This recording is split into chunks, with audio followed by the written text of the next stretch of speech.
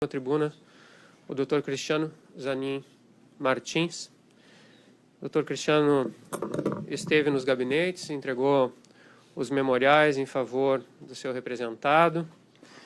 Já esteve outras vezes aqui nesta corte e é sempre um prazer recebê-lo. Vossa Excelência sempre manteve aqui nesta casa um relacionamento muito cordial, exerceu suas prerrogativas de modo adequado, de maneira que é uma alegria lhe ver mais uma vez nessa casa. Com a palavra, doutor. Inicialmente, eu renovo os cumprimentos a esta egrégia turma, ao eminente membro do Ministério Público, aos eventuários, aos advogados aqui presentes e a todos que estão nos assistindo. Eu não poderia, antes de tratar efetivamente das razões recursais, de deixar de fazer um registro em relação à introdução feita pelo Ministério Público nessa sessão. Claramente, a palavra do Ministério Público mostrou como a força-tarefa da Lava Jato vem atuando neste e em outros casos. Qual é o pensamento? O pensamento é de censura à defesa, é de censura à academia, é de censura ao povo. Se Vossa Excelência ficou impressionado com artigos, com manifestações de juristas da comunidade jurídica nacional e internacional, é porque algo errado existe nesse processo e em outros processos. Então, Vossa Excelência, que também pertence ao Ministério Público, que chegou a fazer em relação a este processo pedidos até para interceptar escritório de advocacia, para bisbilhotar a defesa, isto não pode ser admitido.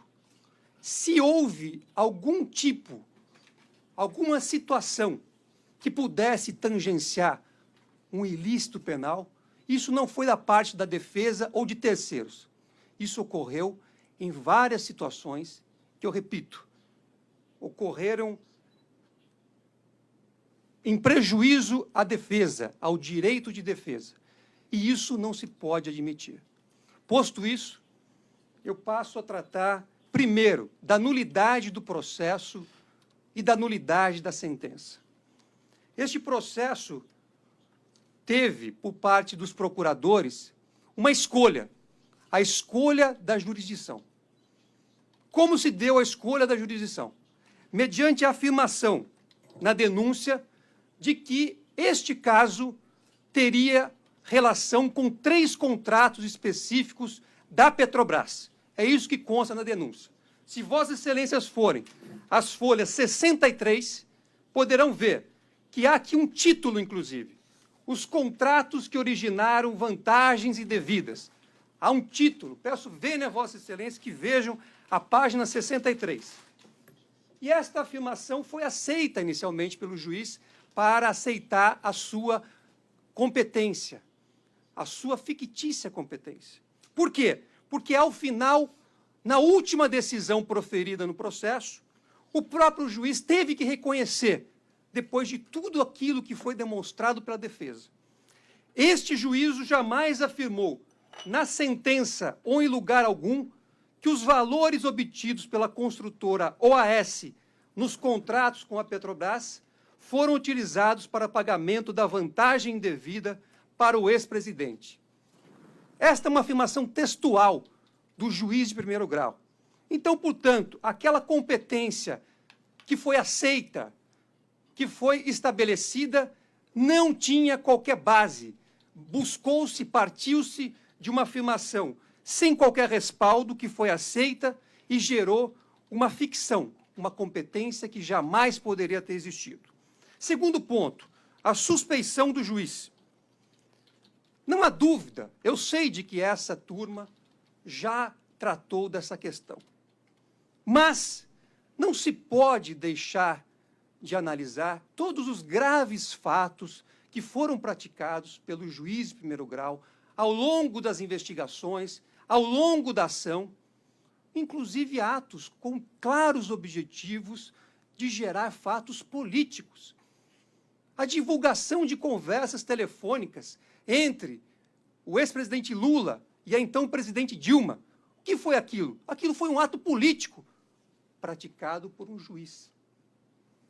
A sentença tem 1/3 dos seus parágrafos dedicados, primeiro, a atacar a defesa, e segundo, a destinar um espaço de autodefesa ao juiz, que disse que ficou incomodado porque foi acionado uma vez que havia divulgado conversas telefônicas interceptadas, porque determinara buscas e apreensões indevidas, porque praticara atos que efetivamente permitiam ao ex-presidente e seus familiares acionarem o juiz, como foi feito. Um exercício legítimo do direito de ação. Mas ele se sentiu incomodado, e o juiz que está incomodado com a parte não tem imparcialidade para julgá-la. Quanto aos procuradores da República, esta ação, como todos sabemos, nasceu num PowerPoint que já tratava o ex-presidente da República como culpado no momento do oferecimento da denúncia. Não se exige isenção por parte do Ministério Público na ação penal, mas o abuso do direito de acusar, este sim, não pode ser aceito. Se a acusação tem alguma motivação política, e no caso tem, não precisa a defesa identificar traços políticos. O Conselho Nacional do Ministério Público, recentemente, fez uma recomendação a um dos membros da Força Tarefa da Lava Jato para que parasse de usar as suas redes sociais para veicular manifestações políticas. Como pode o agente do Estado, que tem o poder de acusar, usar de redes sociais para tentar demonizar aquele que ele está acusando no processo, para tentar extrair consequências políticas daquele que ele está acusando no processo? Isso não pode acontecer.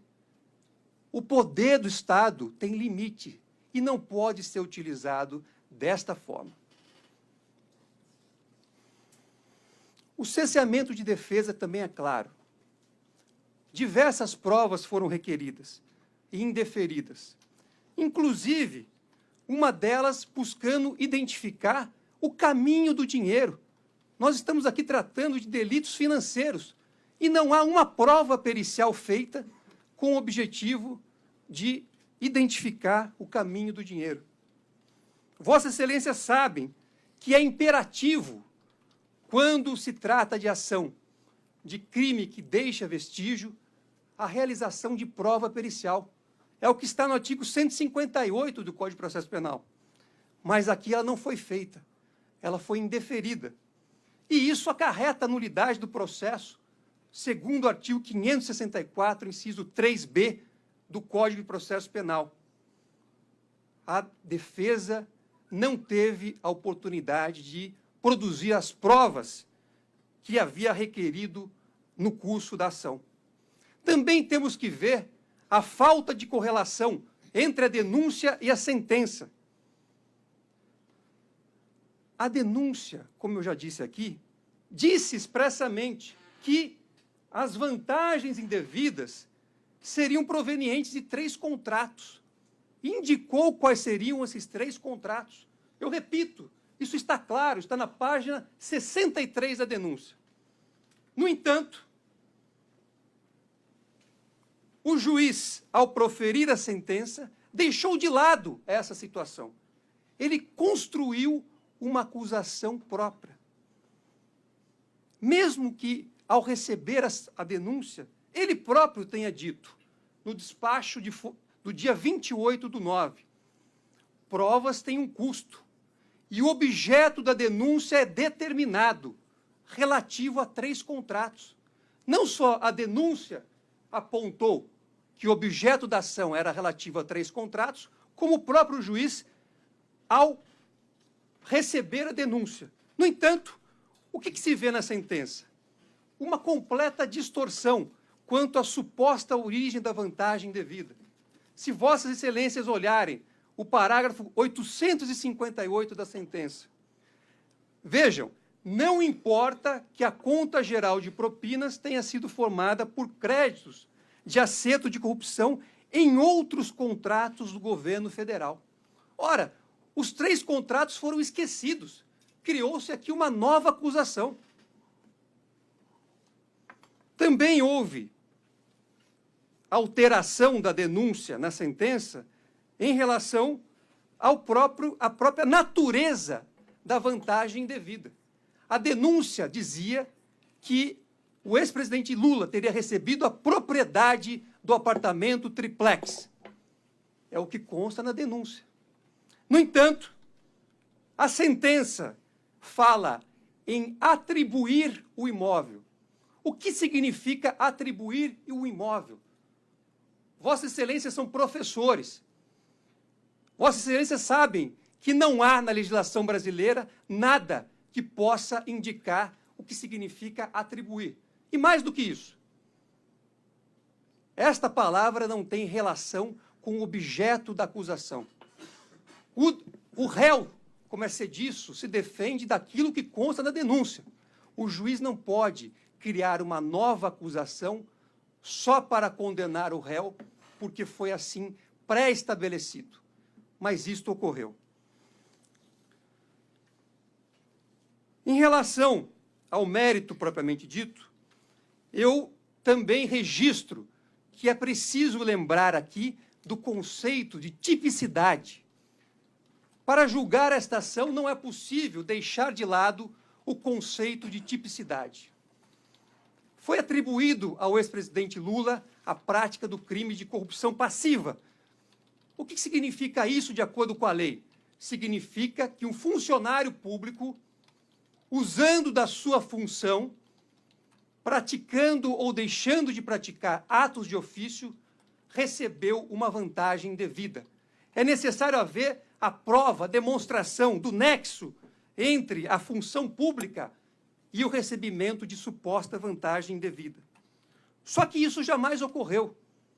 Aqui, o juiz, na sentença, diz que houve atos de ofício indeterminados. É o que está no parágrafo 865. Atos de ofício indeterminados significa reconhecer que não há atos de ofício nestes autos, que não houve a prática, o uso da função pública para recebimento de vantagem indevida. O crime não pode ser fluido. Os conceitos, as elementares, não podem ser fluidas. Por outro lado, também não houve recebimento de vantagem indevida. Não, o triplex não é do ex-presidente Lula. Todos nós sabemos que o triplex pertence e sempre pertenceu ao AS Empreendimentos. A propriedade, segundo a lei, segundo o artigo 1228, é aquele que detém, que consta no cartório de registro de imóveis. Também não tem a posse. Ficou claro pela prova dos autos que o ex-presidente jamais recebeu as chaves, jamais passou um dia e jamais passou uma noite. Não há nada que se possa demonstrar que ele recebeu esta propriedade. E não venham dizer, o Ministério Público, que uma reportagem do jornal O Globo transfere propriedade. Doutor Cristiano, seu tempo se encaminha para o final, peço que conclua. O que teria que se buscar nesta ação? Saber se houve algum pacto de corrupção. E a sentença responde afirmativamente, de forma equivocada, apenas e tão somente com base na palavra de Léo Pinheiro, como foi aqui reconhecido pelo próprio Ministério Público. Ele é corréu, prestando depoimento sem o dever da verdade. E mais, disse que teve 3 encontros para tratar desse assunto. E nos 3 encontros se fazia presente uma pessoa. Essa pessoa era João Vacari. No entanto, o Ministério Público preferiu ter o depoimento de Léo Pinheiro como suficiente para embasar a sua hipótese acusatória. Não diligenciou para buscar a verdade, não chamou aquela pessoa que estava supostamente nas conversas. Deixou de chamar o João Vacari para depor, porque tinha a mercadoria, tinha aquilo que havia e estava sendo negociado numa delação premiada que foi reconhecida, uma negociação reconhecida em audiência. É evidente que esta prova dos autos não indica, de qualquer forma, a ocorrência de um pacto de corrupção.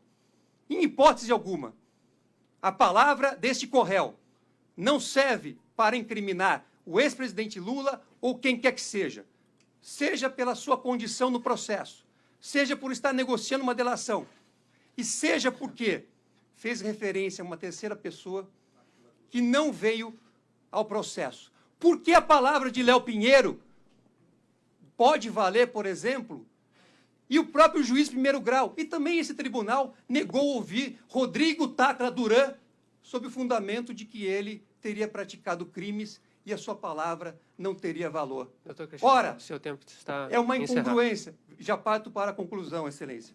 É uma incongruência. Então, o que se tem aqui é um processo nulo, que gerou uma sentença nula.